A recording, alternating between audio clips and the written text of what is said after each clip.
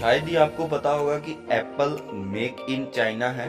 तो ऐसे कुछ अमेजिंग फैक्ट्स एप्पल के बारे में जानने के लिए बने रहिए इस वीडियो में अंत तक।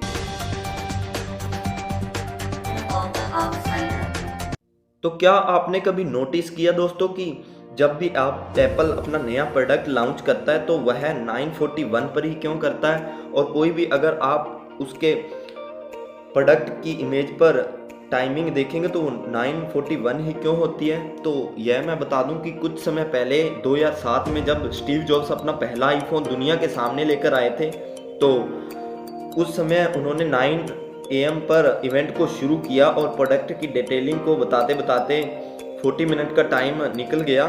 तो उन्होंने जब दुनिया का पहला मोबाइल फ़ोन दुनिया के सामने रखा तो उस पर 941 का टाइम हो चुका था।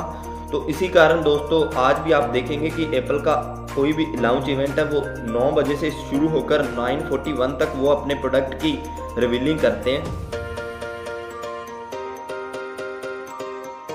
आप यह जानकर चौंक जाओगे दोस्तों कि एप्पल को एक वॉलपेपर फॉर्मेट करने में लगभग 1 साल का टाइम लग जाता है, क्योंकि ये सभी वॉलपेपर जो आप आईफोन में यूज़ करते हैं वो ग्राफिकल नहीं होते हैं बल्कि उनको रियल टाइम में इन्वेंट किया जाता है। तो आपको बता दूं कि एप्पल के पास एक अपनी लैब है जिसमें बहुत सारे साइंटिस्ट और रिसर्चर्स काम करते हैं। वहाँ पर वो अलग अलग तरह के एक्सपेरिमेंट करके हमें डिफरेंट टाइप आईफोन में वॉलपेपर प्रोवाइड करवाते हैं। तो आपने अगर यूज़ किया होगा तो ये रोज़ वाला वॉलपेपर जो कि बनाने में एप्पल को लगभग 60 से 62 डेज़ लगे थे, और इसी कड़ी मेहनत के दोस्तों आईफोन इतना प्राइस चार्ज करता है। तो आपको मैं बता दूं कि एप्पल के प्रोडक्ट दुनिया भर में इन्हीं सभी कारणों से इतने ज़्यादा बिकते हैं।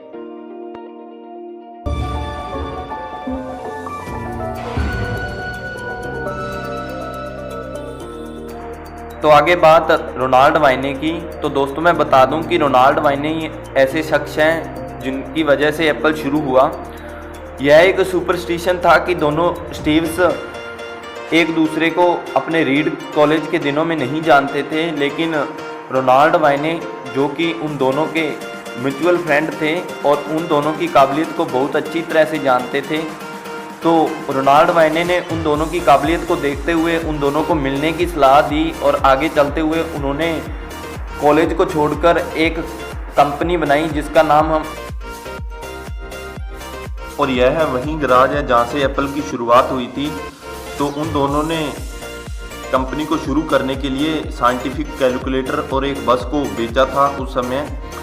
तो रीड कॉलेज की पढ़ाई छोड़ने के बाद जब एप्पल की शुरुआत हुई तो सिर्फ 12 दिन के बाद तीसरे एम्प्लॉई जो कि रोनाल्ड वाइने थे उन्होंने कंपनी को छोड़ने का निर्णय किया। तो उसकी कीमत उन्होंने $800 वसूली, लेकिन उस 10% शेयर की कीमत अगर हम आज खरीदने की कोशिश करें एप्पल में तो उसकी कीमत होगी लगभग 200 लाख करोड़ रुपए। हाँ जी दोस्तों, 200 लाख करोड़ रुपए, यह बहुत ज़्यादा होगी शायद। क्या आपको नहीं लगता दोस्तों कि एप्पल ने अपनी कंपनी का नाम एक फ्रूट के नाम से क्यों रखा? तो उसके पीछे का बहुत बड़ा कारण यह है कि जब आईफोन 2G का लॉन्च होने वाला था तब उससे पहले स्टीव जॉब्स को पैंक्रियास नाम का कैंसर हो गया था उनके लीवर में। तो उस समय स्टीव जॉब्स सिर्फ एप्पल ही खाते थे, क्योंकि एप्पल ही एक ऐसा फ्रूट है जिसमें सभी तरह के गुण पाए जाते हैं। और एक दिन जब उनकी कंपनी ने उनको एक नाम सजेशन करने के लिए पूछा तो उन्होंने एप्पल का नाम दिया। और जैसे उन्होंने यह बताया कि एप्पल में सभी तरह के विटामिन्स और प्रोटीन्स होते हैं, उसी तरह से एप्पल का भी एक खुद का इकोसिस्टम होगा। और उसी इकोसिस्टम के कारण आपको मैं बता दूं कि दुनिया में सबसे ज़्यादा बिकने वाले प्रोडक्ट एप्पल के ही हैं, क्योंकि ये एक दूसरे के साथ वेल कनेक्टेड है। जैसे कि एप्पल में सभी तरह के विटामिन्स और प्रोटीन्स पाए जाते हैं। और एप्पल का पहला लोगो जो कि ये था 1977 में एप्पल ने लॉन्च किया, तो उसमें न्यूटन की पिक्चर दिखाई गई। न्यूटन वो वैज्ञानिक थे जिन्होंने ग्रेविटी की खोज एक एप्पल के ट्री के नीचे बैठ के की थी।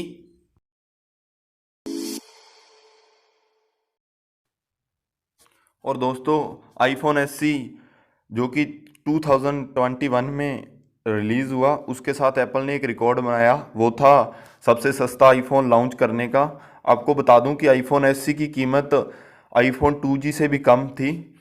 और दूसरी तरफ, और शायद ही आपको पता होगा कि दुनिया का सबसे महंगा गैजेट जो कि आईफोन 3G था, जिसका नाम किंग बटन आईफोन 3G था, और 2.5 मिलियन में बिकने वाला ये आईफोन एक ब्रिटिश कंपनी ने ओन किया था। और दोस्तों, एप्पल की बात हो और चाइना का नाम ना आए, ऐसा शायद नहीं हो सकता। क्योंकि मैं आपको बता दूं कि आज के समय में सबसे ज़्यादा आईफोन चाइना से ही एक्सपोर्ट किए जाते हैं। और सभी प्रोडक्ट जो भी आपके हाथों में है, शायद वो एप्पल के चाइना में बनकर तैयार हुए हैं। क्योंकि एप्पल को ज़्यादा कॉस्ट पड़ता है अगर वो अमेरिका से एक्सपोर्ट करता है, इसी वजह से वो सारे अपने प्रोडक्ट चाइना से ही बनवाता है। तो आपको मैं दूसरी तरफ बता दूं कि चाइना ही ऐसा देश है जहाँ पर सबसे ज़्यादा आईफोन बिकते हैं। इसकी पॉपुलैरिटी का पता इस बात से लगाया जा सकता है कि एक बार चाइना के यंगस्टर ने अपनी किडनी को बेचकर आईफोन खरीदा था। तो इतनी ज़्यादा पॉपुलैरिटी है एप्पल की चाइनीज़ लोगों के बीच।